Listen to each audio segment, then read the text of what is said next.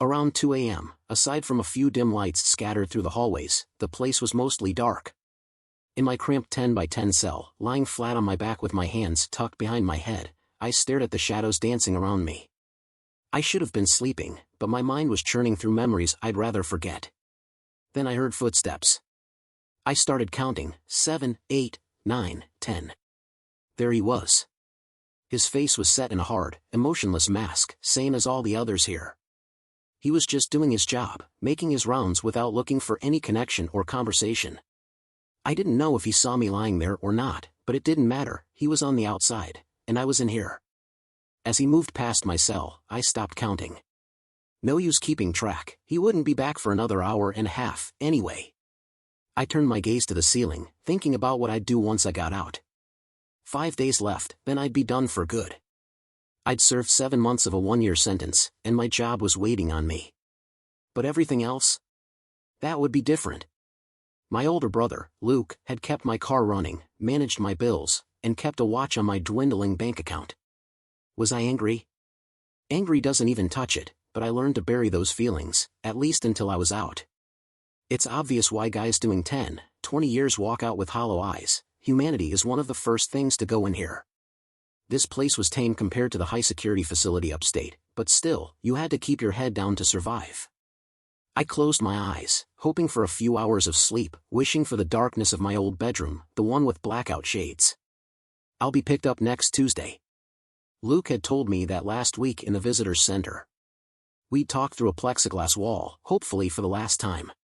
Anything special you want to eat on your first night out? He'd asked with a grin. A steak. Big one, medium rare, I replied. He laughed. Anthony, you're easy. Thought you'd give me a real challenge for sneaking past Beth. Luke said I'd be staying with him and his wife, Beth, until I got settled. My house barely had any food or furniture left, so this would give me time to regroup. It's not the Ritz, but it's clean, and you can come and go as you please, he added with a smile. I didn't smile back. Thanks, I started to say, but he cut me off. Forget it. We're family. That's what family does. Luke knew what it meant to me. Don't worry about Mom and Dad, he continued. They'll come around once things settle down. But we both knew that wouldn't happen anytime soon. Seen my kids? I'd asked. 2 weekends ago at Mom and Dad's, he replied. Nora looks about the same, but Jack's got one of those trendy bowl cuts. Awful, I told him so myself. Luke laughed, but the story wasn't as lighthearted for me. You know what he said? He told me I wasn't his dad, so he didn't have to listen. I nearly smacked him, but Mom was there. You're gonna have your hands full with him. Jack wouldn't dare say something like that to me. My son and daughter would stay with Sarah once I got out, but I wasn't in a rush to press things. The divorce was finalized, but I still owned half the house, and she owed me close to $65,000 to buy me out. She probably cleared out the safety deposit box, grabbing the CDs and bonds, but I had a list on file with my lawyer to handle that. Kathy and that ex-friend of mine, Tom, had done a real number on me, but I wasn't getting blindsided again. Lying there, I went back over the past, preparing myself for whatever came next. As soon as I got out of this place, I'd start building a new life. This nightmare would be in the past, and I'd move on, no matter how long it took. Before I ended up here, life was good, or so I thought. A few weeks before everything went south, a couple of friends had hinted at things I brushed off. They probably thought I knew or was okay with it. It hit me now that no one wanted to get involved. We had 12 years together, 2 kids, a decent house, and steady jobs. Sure, we had our spats, but I loved Sarah and never imagined she'd betray me. We weren't the social butterflies of the neighborhood, just had a few couples we hung out with, most married for over 7 years like us, all with kids. Tom and his wife, Brenda, didn't have kids, though they'd been trying for ages. Sarah probably knew the details, but I kept out of other people's lives. Brenda's drinking had started up about a year ago. At first, she was just quiet and reserved, but things turned ugly fast. Tom, who barely drank himself, always ended up taking care of her. Tom, honey, get me another drink, she'd start, only to end the night demanding drinks, with Tom having to practically carry her home. It was sad, but it wasn't my problem. That was a mess with Brenda tonight, I'd muttered to Sarah once as we were getting ready for bed. She passed out a couple times, I think. Greg and Jenna probably left early because she was hitting on Greg, asking him to help her out of her clothes. Sarah just shook her head. She's a wreck over not having kids, but blaming Tom isn't going to solve anything. I told her they could adopt, but she refuses to hear it. She's convinced it's Tom's fault. They'll either fix it or call it quits, I said, already dreading the next dinner out with them. I'll try talking to her this week, Sarah said with a touch of hope. Maybe she'll cool it for at least one night. But Brenda didn't cool it. Waiter. How's a girl supposed to get a drink around here? She hollered, slurring her words. She was already starting in on Tom, and he was at his breaking point, so I stepped in. Come on, Brenda, you promised me a dance, I said, leading her to the dance floor. She tried to protest, but I didn't give her the choice. I danced with her through 3 songs while Sarah stayed back to talk to Tom, who looked exhausted. Near the hallway, Brenda muttered something about needing the restroom and wandered off. After a few minutes, I debated what to do and asked 2 women going in to check on her. Is she wearing a bright yellow dress? One of them asked, peeking out of the restroom. When I nodded, she shook her head. She passed out in a stall, she said. If you want, I'll stand guard while you get her. I went in, propped Brenda up by the sink, and splashed cold water on her face. She came for a moment, but then slumped again. Practically carrying her, I made my way back to the table, where Tom looked both humiliated and furious. Tom, let me help you get her to the car, I offered. She's out cold and won't wake up anytime soon. As I held up a very drunk Brenda, Tom looked at me, embarrassed. Anthony, I've got it. Sit down.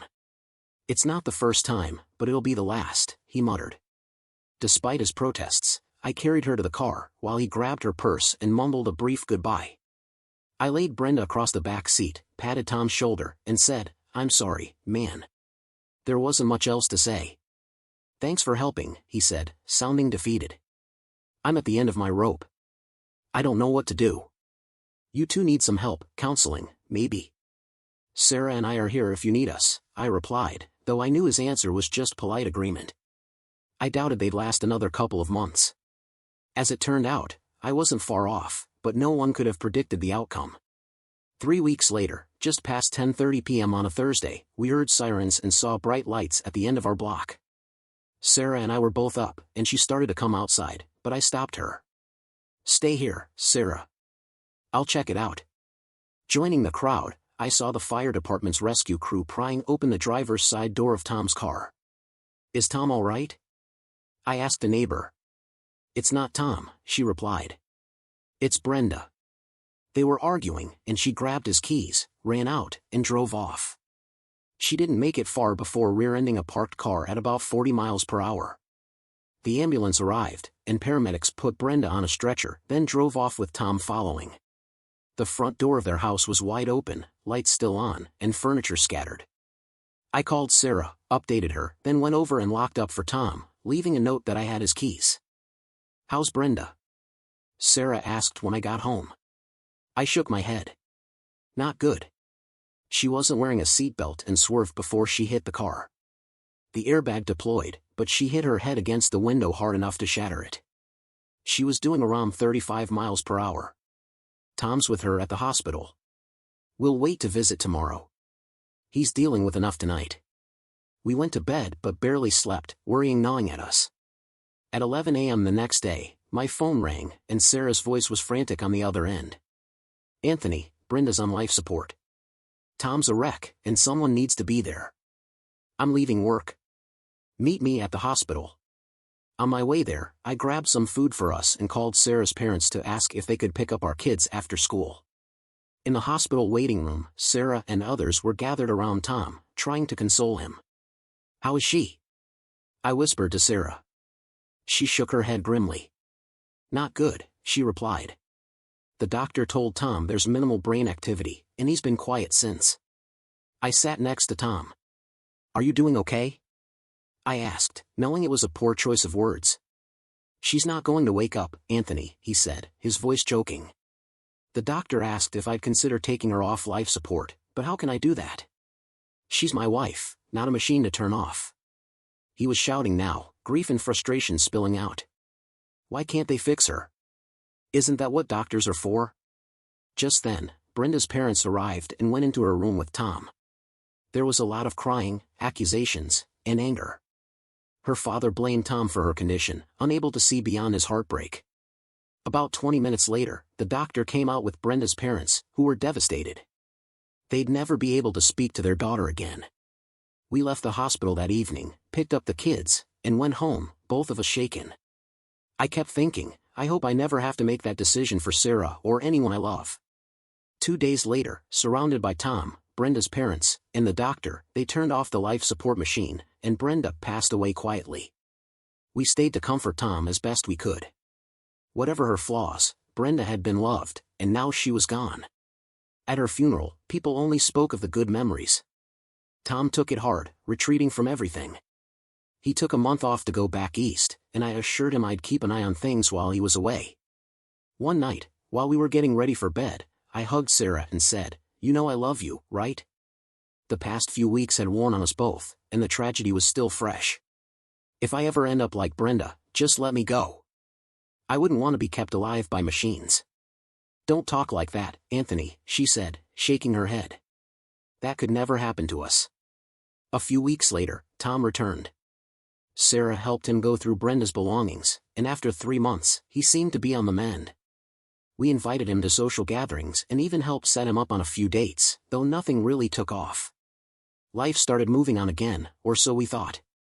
6 months later, Tom finally seemed like himself, laughing and socializing with us. It was good to see him finding joy again, a small piece of peace after such a painful time. Looking back, maybe I missed some signs. Sarah and I were still close, and things between us hadn't changed in some ways, but there was something different. After a few months, I finally asked if something was bothering her. "Nothing, really, Anthony." "Why do you ask?" she replied, a bit too casually. "You just seem a little distant lately." "Everything's fine," she smiled. "Maybe you just haven't been getting enough attention.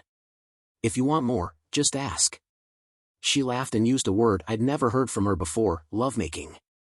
I shook off the odd feeling, kissed her, and tried to push it out of my mind. But I'll never forget Friday, August 20th. That day was when my world unraveled. Sarah called me at work, saying the kids would be with her parents for the weekend and asked when I'd be home. "I'll make sure I'm back early," I told her, and she didn't ask for anything specific, just to let her know when I'd arrive. It was 3:30, about an hour and a half until I could leave, but my mind was racing, imagining a quiet weekend together. I drove home carefully, keeping an eye on the speed limit but still making it in a record 28 minutes. I should have noticed something was off when I saw 2 cars in the driveway, one of them Tom's. "Hey, honey, I'm home," I called out. Tom and Sarah were in the kitchen, and something in the air felt heavy. "Hey, Tom," I said slowly. "What's going on?" "Anthony, I need to talk to you." "Please, have a seat," Sarah said, her voice unsteady. I stayed standing, crossing my arms. "I'd rather stand." "Anthony, I wanted you to hear it from me before you get the papers." Confused, I replied, "What papers, Sarah?" She took a shaky step back. "Divorce papers," she murmured. My heart thudded painfully as I tried to make sense of it. "What are you talking about?" "Divorce papers?"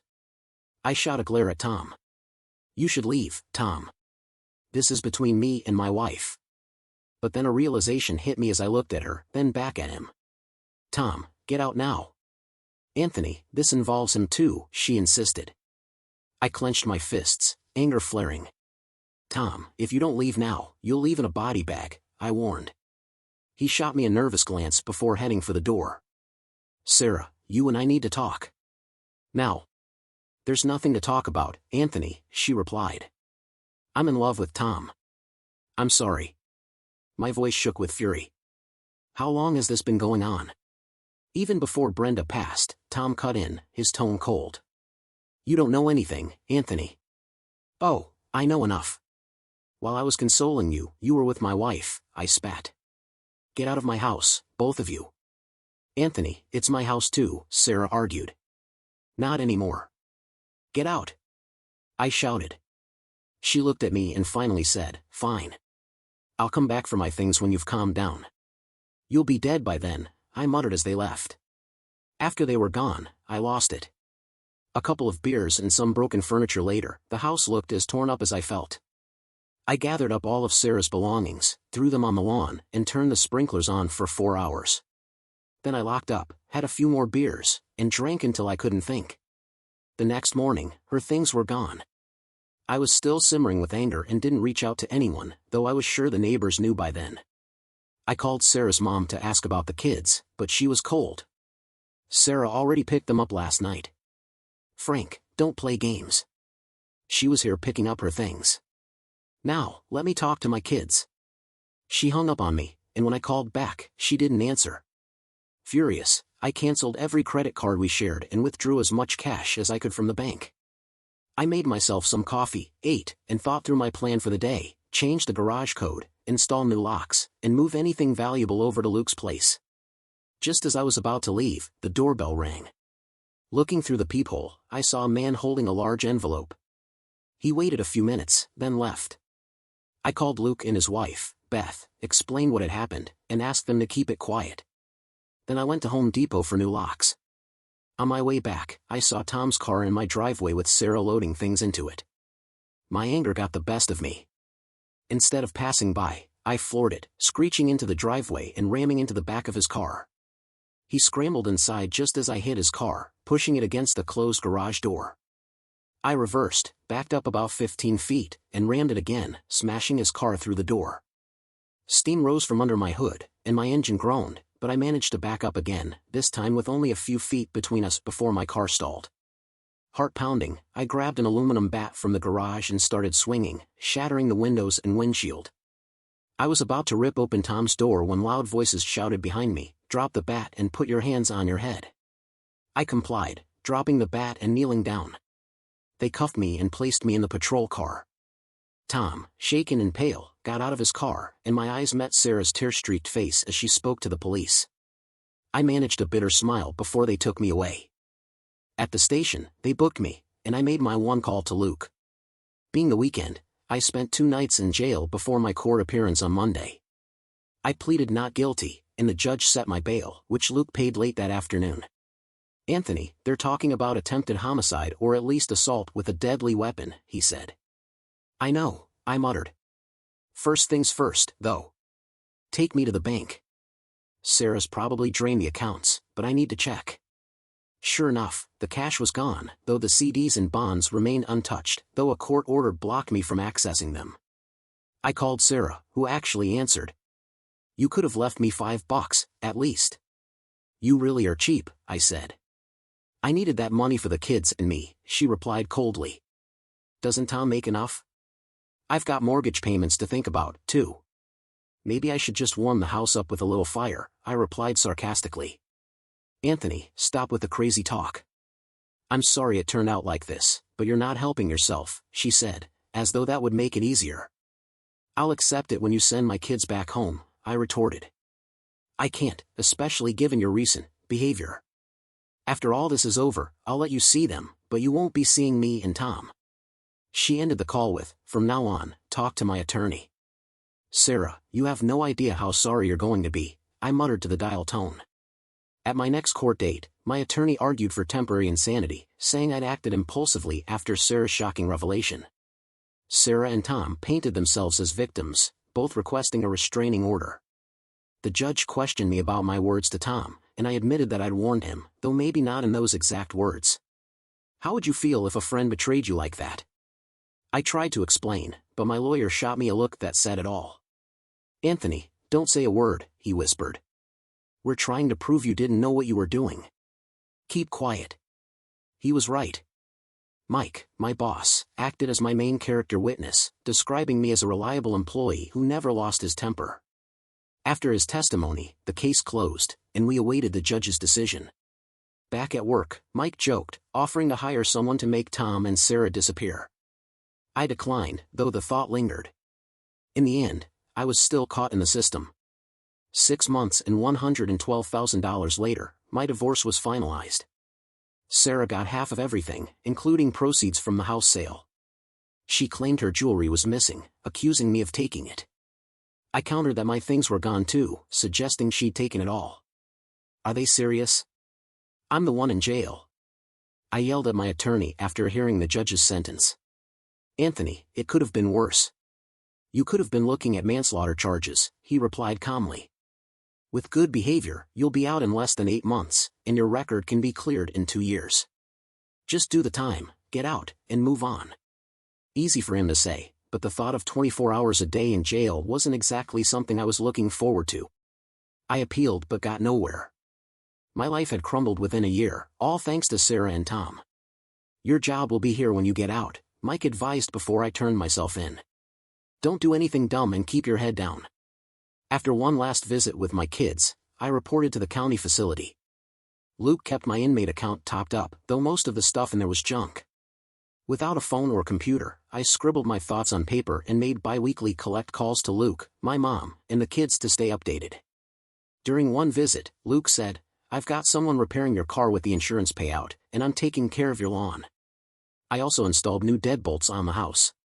Sarah picked up the rest of her and the kids' clothes, but the furniture stayed after I made sure she had a court order to remove anything else. I was grateful Luke was looking out for me. Sarah had let my parents see the kids every other Sunday, but not without some snide remarks about their jailbird father. She planned to set strict rules for when I got out, but my parents put up with her to keep communication open. After 7 days, I confirmed my visitation rights, every other weekend, a full month in the summer, and shared holidays. I informed my boss that I'd need a week to settle back in after my release. That day came sooner than expected, and I was thrilled to trade the orange jumpsuit for street clothes. Luke was waiting outside, and we headed straight to the nearest bar. "To freedom," I said, clinking bottles with him before downing the first of 3 beers. "Beth's got a steak dinner with all the trimmings ready for us," he said. "You're staying with us for a few nights until you sort things at the house.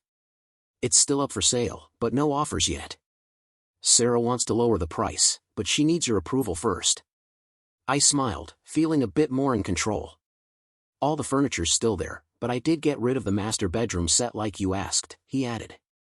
Dinner was fantastic. I ate more in that one meal than I had in months, savoring the freedom to indulge. I drank too much, vaguely recalling 5 or 6 beers and 3 glasses of wine. When I finally woke up, it was after 10 a.m. the next day. By 11, I managed to hit the bathroom and get myself presentable. In the kitchen, I found a note from Luke. "If you're reading this, you survived last night. There's coffee ready, and everything else is in the fridge. The spare bathroom has soap, a razor, shaving cream, a toothbrush, and toothpaste. If you need anything else, we'll get it tonight. The keys to your car and house are on the key rack by the back door. Don't do anything stupid. See you around 5:30. Luke knew me well. 2 cups of coffee and an English muffin were all I could manage. After a shower and shave, I almost felt human again. Luke had laid out a fresh set of clothes, and within an hour, I was headed to my house. Sitting in my repaired car outside, I paused for a good 10 minutes, letting memories wash over me. Taking a breath, I noticed the new deadbolt. With a turn of the key, I stepped inside. The place was a wreck. Clothes were strewn everywhere, the kitchen was a mess, and the fridge still held old food. In the corner by the sink, I saw the dented wall from that night when my fist met a stud. Rubbing my knuckles, I recalled that moment. Upstairs, the kids' closets were bare, save for a few forgotten trinkets. My bedroom felt hollow, with only my dresser and a pile of clothes left. The dark patches on the carpet showed where our bed and her dresser had been, a reminder that the room needed a complete overhaul before I'd feel comfortable using it again. The whole house needed work before it could be sold, but I wasn't rushing to sell. I made a list of repairs, deciding I wanted it done right, though not necessarily by me. At the bank, I confirmed she'd emptied the lockbox. They had video evidence, and my attorney filed a motion to retrieve the contents. The court ordered Sarah to return everything she'd taken. She's offering to trade her share of the house for your share of the CDs and bonds, my attorney explained. I told her to return everything, or she'd face arrest for noncompliance. She can be as upset as she wants. My job is to protect your interests, that's why I'm here, he added. Back at the house, I took inventory of what I had left and called a local contractor to repair the walls.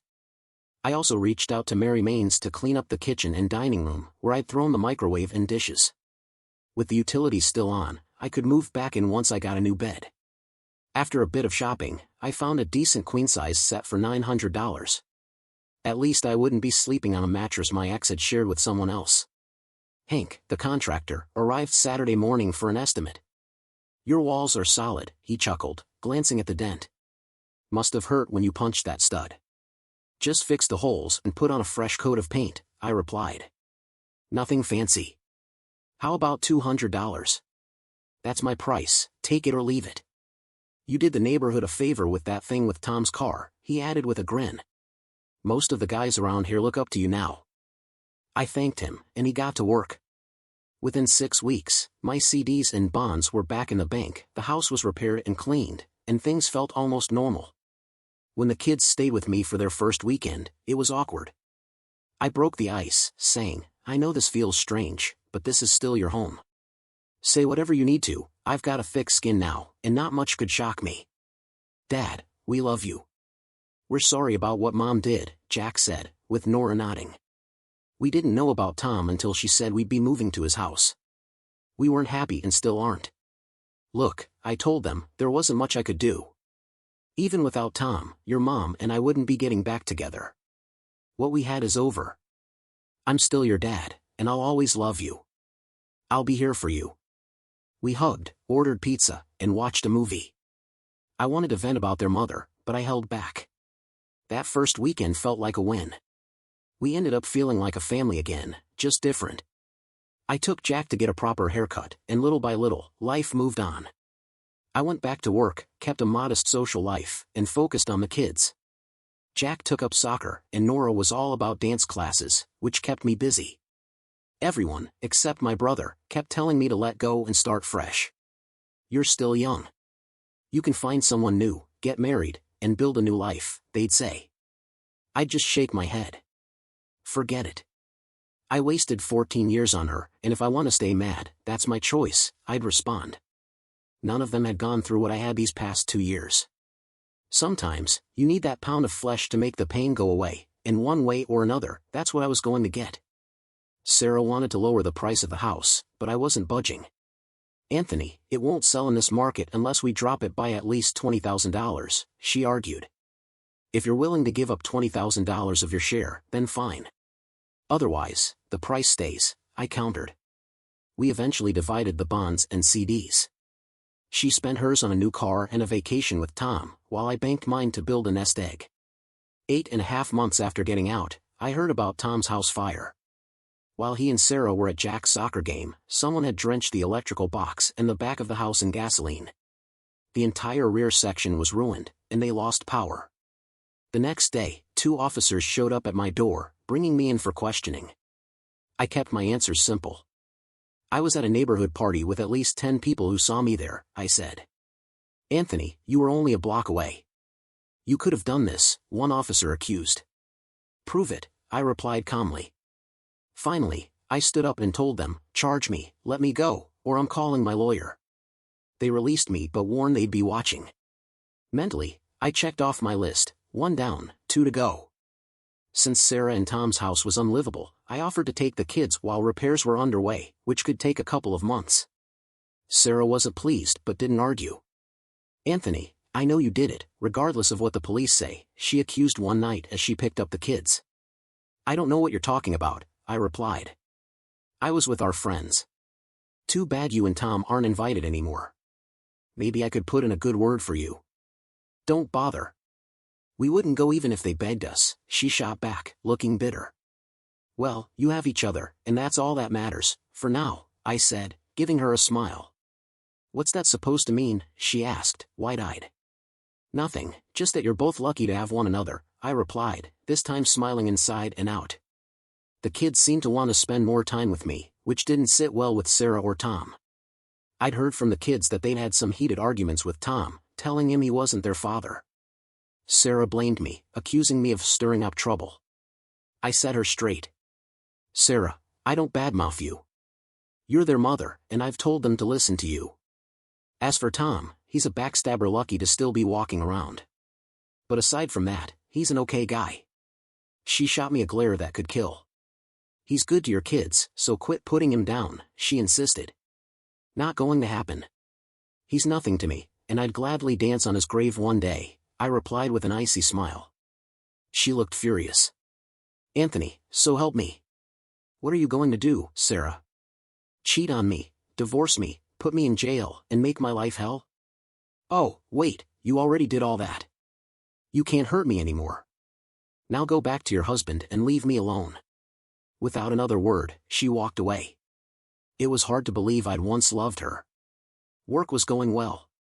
Within weeks, I was back to full speed, and Mike had me take over 4 more accounts. With the kids and no one else at home, I had the time. After connecting with my new clients, I planned 2-day trips to each site to get familiar with their operations. 3 accounts were smooth, but K&G Enterprises was a challenge.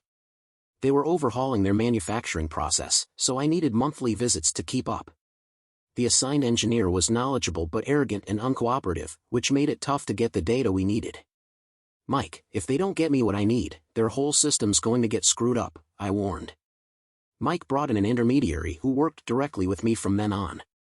Her name was Amber Stevenson. Glad to meet you. Name's Anthony McVeigh. She introduced herself, shaking my hand with a firm grip. Amber had a degree in process engineering and had been with K&G Enterprises for 5 years. We worked well together, and she always got me what I needed. 2 weeks before we wrapped up the first phase, I suggested dinner. Amber, I'd like to take you and your husband out as a thank you. The Westin, where I'm staying, has a great restaurant. How about 6 o'clock? She agreed, and we shook on it. I left the plant by 4:30, caught up on emails, and got to the restaurant early. When Amber arrived alone, I was surprised. Where's your husband? I asked. I'm not married, she laughed. Why do you ask? Oh, sorry, I just assumed, I replied, glancing at the rings on her finger. She smiled. I wear these to keep things professional. People don't hit on a married woman, and I avoid any uncomfortable issues. Plus, married people get promoted faster, they're seen as more stable. How do you explain it at company events? I asked. I just say he's out of town, she said with a shrug. They don't ask anymore. We laughed, and by the end of dinner, I'd told her a bit about the past 2 years. That's rough, she said, shaking her head. What you went through was brutal. Tell me about it, but I'm moving on. Revenge was still on my mind, but I wanted to rebuild my life, too. You're young, Anthony, and there are plenty of women who'd be happy to be with a guy like you, she said, giving me a smile. Maybe, but I haven't had much ambition to date. It's still hard to trust anyone. Well, you did ask me out, she said, teasing me. You and your husband, I corrected her. If I wasn't married, would you still have asked? She asked, eyes twinkling. Probably, I said honestly. You're easy to talk to. Not like my ex. Thanks. I think, she laughed. Dinner went great, and I left town the next day, not expecting to be back for a month. I asked Amber to call me if anything came up, and we kept in touch by phone and email. Soon enough, we were seeing each other most nights when I was in town, which was every couple of weeks. Trust was still an issue, but I was trying to get past it. After a couple of months, our relationship moved to the next level. I was finally ready to let someone in again. Maybe I'm starting to feel normal, I thought. One night, Amber said she had a conflict on Wednesday, and I didn't think much of it. I was in town, so I looked up a new restaurant to try out. After several visits, I'd been to most local places and found a nice Korean restaurant about 25 minutes away. I ordered a beer and a sampler platter, ready to relax. Then I heard her laugh. There was Amber, sitting with another man. They were holding hands, and it was clear this was no casual dinner. My appetite vanished. I finished my beer, paid, and left. On Thursday, I dodged her and ate lunch alone. By 3 p.m., Amber was back, following me around and acting flirty. So, you took care of your conflict last night? I asked. Yep, and tonight, I'm all yours, she said, smiling. I looked her in the eye. I found a cozy little Korean place with a sampler platter. Sound familiar? Her face went pale. Anthony, I can explain. No need. I already got rid of one lying woman, I don't need another. I walked away and cut my trip short. After ignoring her emails for a week, she stopped trying. Fortunately, Mike reassigned me to a new contact, a guy this time. My trust issues were back in full force, and Amber only made it worse. Then, 3 months later, I got an unexpected early Christmas present. Tom was hit by a car while crossing the street. Witnesses only saw a black four-door car with tinted windows. Coincidentally, it matched my black Toyota. Saturday night, 2 officers came to my house. My neighbor, Brad, watched as they walked up. "Mr. McVeigh, we'd like a word," one of the officers said. "Sure, no problem," I replied, glancing at Brad. "I'll catch up with you later," I told him, then turned back to the officers. "Mr. McVeigh, do you own a black Toyota Camry?" the other officer asked. "Yes." "Why?" I replied, joking, "What, did I get a parking ticket?" They didn't laugh. "Is the car here?" the first officer asked. "Yeah, it's in the garage." "What's this about?" I asked. They asked to see it, so I opened the garage. One officer took out a camera and started photographing the front right bumper. "Can you explain these scratches and marks?" he asked. "No idea. It's an 8-year-old car, some nicks and scratches are normal." When they didn't respond, I added, "So, what's this about? Why are you interested in my car?" "Mr. McVeigh, there was a hit and run yesterday, and witnesses described a black sedan with dark windows like yours." "Like mine and about a million other cars in town," I replied, feeling irritated. "Did the license plate match, or did anyone actually see me driving?" The officer paused. "The witnesses only saw the car." "Well, as you can see, there's no real damage to the front," I said, gesturing at my car.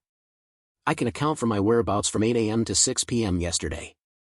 Why are you picking on me?" "Your history with the victim and past threats led us here," one officer replied. "Thanks for your cooperation." They started walking back to their patrol car. "Wait!" I called after them. "Who was hit?" "Mr. Kelly," the officer replied, not turning back. "Is he dead?" I asked, unable to hide my smile. "No, but he's in critical condition," the officer said, looking over his shoulder as they drove off. I went inside, opened a bottle of wine, and ordered a pizza. I ate most of the pizza and downed the entire bottle of wine in what felt like a well-deserved celebration. The neighborhood buzzed with gossip about Tom. Some felt sorry for him, while others said he got what he deserved. Personally, I was in seventh heaven. 2 days later, things took a turn, and Tom died. I showed up at his funeral sharp as a tack in a new suit, with a fresh haircut and polished shoes.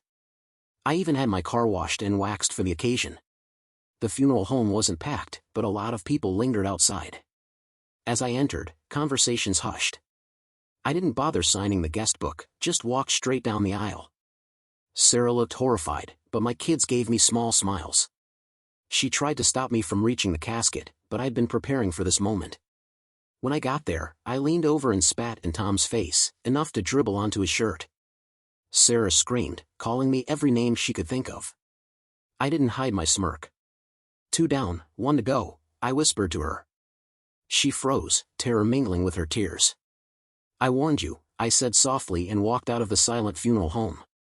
Over the next month, the police questioned me twice more at Sarah's insistence. She insisted that just because it wasn't my car didn't mean I wasn't involved. The driver was never caught, and after a few months, it was old news.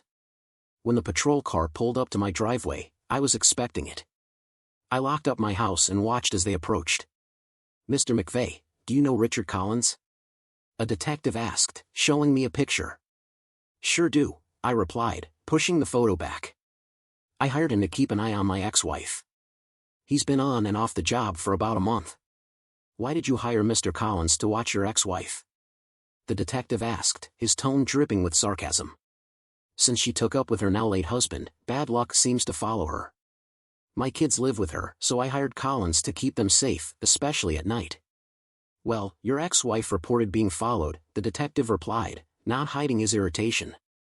"She noticed Mr. Collins several times and called us. When we picked him up, he told us you hired him. Mr. McVeigh, this borders on harassment, and if it continues, you could be facing charges. I'm just looking out for my kids. I don't care what happens to her, but my kids are different. If that's a problem, I'll count on your department to keep them safe." "It's not illegal," the detective said, though he looked annoyed, "but it's close. Why not talk to your ex-wife and work something out?" "Last time I tried that, I ended up in jail," I replied. "They let me go but warned they'd be watching." I didn't mind. I hadn't hired Collins to be discreet. I wanted Sarah to know she was being watched. The next guy I hired was even less subtle, a biker straight out of a Hell's Angels movie. He cost $30 an hour and worked 3 hours every fourth night. I knew he'd get the message across. If she cracked, I'd have a chance to get the kids full-time and finally have my family back. "What do you want, Anthony?" Sarah screamed into the phone one night, her voice shaking. "I want you to choke on your own spit and die, Sarah," I replied calmly. She hung up, stunned. I was on my porch when the police arrived. "You're late," I said, waving them in. Sarah was charging me with threatening her life, but I'd already briefed my lawyer, who was waiting at the station. My client expressed a wish, not a threat, he told the officers. They tried arguing that she felt threatened because she was being followed, but my lawyer held his ground. "It's not illegal to have someone watch," he pointed out. "And unless you have a recording of Mr. McVeigh making a threat, you have no case." "Mr. McVeigh, why don't you move on?" "She left you." "It happens," the officer said, irritation clear in his voice. "If she snaps and hurts someone, we'll hold you responsible," another officer warned. I turned to my lawyer. "Is there a way to end this?" "My client wants his kids back," my lawyer stated. "If Mrs. Kelly gives up custody, he'll back off." "That's for the court to decide," the officer replied before finally releasing me. That Sunday morning, while reading the paper over coffee, the doorbell rang. It was Sarah's parents, dressed for church. "Can I get you some coffee?" I asked, but they declined. "Anthony, we know what our daughter did wasn't right, especially with you going to jail," her father started. "But she's our only child, and we don't want anything to happen to her." "I'm not looking to hurt her," I replied, keeping my tone even. "She made her choices, and now she's paying for them. I just want my kids. They're better off with me, especially since her life seems to be falling apart. I'd hate for anything to happen to them if something happened to her." They looked at each other, unsure. "We'll talk to her, but you know how stubborn she can be," her mother replied, trying to soften the tension. "That's where you're wrong. The woman I married would never have cheated or thrown me under the bus. I don't know who she is now, other than my kid's mother. I want her to suffer a miserable end. I don't forgive, and I don't forget," I replied. They left quickly, and I was sure they got the message. Thursday evening, around 7 p.m., she finally showed up. She must have walked over since I hadn't heard a car. I looked through the peephole and opened the door. "Come in, Sarah. Want a drink? Hemlock on the rocks?" I joked, shutting the door. "Very funny. You really are a jerk, you know that?" She shot back. I opened the door, gesturing outside. "I think we're done here. Nice of you to stop by. I hope you have a short, miserable life," I said. "I'm not leaving until we talk," she insisted, settling into the living room. "Suit yourself," I replied, pouring a glass of wine. "So, what brings you by?" "I still own half of this house," she said. "Minus what I've paid since the divorce," I reminded her. "I want it sold." "What will it take to drop the price?" she asked, exasperated. "An act of God. Or you could cover the loss with interest," I replied coolly. "I just want you out of this neighborhood and out of my life," she retorted. "That's never going to happen," I said firmly. "Do you hate me that much?" she asked, her tone softer. "More than you could ever imagine," I replied. "It wasn't meant to go down this way," she started, clearly uncomfortable. "I never planned to get involved with Tom. It just happened." "Things don't just happen, Sarah. You went into it willingly," I shot back. "He needed me," she said defensively. "I fell in love with him because we needed each other." "What were you doing, charity work?" I asked, my voice sharp. "I needed you, our kids needed you, our marriage needed you. You chose him over us. Now he's dead, and suddenly, he's not so needy anymore," I said, smiling at the memory. "I only wish I'd been the one driving the car." "You've become so hateful, Anthony. Taking pleasure in someone's misfortune is twisted," she said, disgusted. "I may be twisted, but you and Tom pushed me there. 60% of marriages fail, but not all spouses end up hating each other," I pointed out. "Don't you care about anyone else's marriage?" she asked, her eyes narrowing. "Not one bit," I replied. "And by the way, how long have I been a fool?" She hesitated, then finally answered. 5 months. I nearly told you after the first time. I was devastated. But you didn't, and it kept happening. How many times did you sleep with him in our bed? Never, she said angrily. I wouldn't do that. So, it was fine anywhere else? I retorted. Our friends saw it and didn't tell me. I can't trust anyone now. Where do we go from here? She asked. This house is our last connection, I said. What about the kids? I'm not giving them up, she replied defiantly. You drove me to lose custody. If I hadn't gone after Tom's car, things might have been different. Now, it's just you and me. Her eyes widened in shock. Are you threatening me? Me, deprive my kids of their mother? I mocked. Never. But if something should happen, well, I'd make sure they always remember you. She stood up, visibly shaken. I'm out of here. We had 12 good years, and I'm sorry it ended like this. She moved to kiss my cheek, but I pushed her away. Don't touch me. You disgust me, I said coldly. I'm sorry, she stammered. Don't be. I'm not, I replied, watching her walk away. As she reached the driveway, I called out, you know, Tom had the same look right before he died. Too bad I didn't snap a picture. She ran back to her house. In truth, I'd been the one to start the fire at Tom's house. 2 Gatorade bottles of gasoline and a cigarette were all it took. I'd made sure everyone was out before slipping away. As for his death, that was just dumb luck on his part. Still, Sarah and her family would always suspect I was involved, and that was fine with me. Now, Sarah was likely at home, locking her doors, thinking she was next. But I wasn't planning to touch her. I'd just keep planting hints and letting her paranoia grow. Maybe someday, the kids would choose to live with me. The only truly good thing to come out of all this mess was meeting someone new. Her name is Amanda, and she works for the State Department of Corrections. She was responsible for checking in on me after I was released, making sure I was adjusting. Amanda's tough and takes no nonsense, which I respect. When the formalities were over, we started talking and found we actually had a lot in common. Once my probation was up, we went out on an actual date. I told her I had trust issues, and she admitted that most people lie to her one way or another. We're both working on our trust issues together, getting to know each other. Amanda's shown me how my bitterness was holding me back from real life and meaningful relationships. If you mess up and land yourself back in jail, I'll make sure it's my cell block where you end up, she told me with a smile that sent a chill down my spine. And you know what? I believe her. She's someone I'd never cross, and it's comforting knowing she'd never cross me either. For the first time in years, I think I'm ready to move on and open myself up to something real.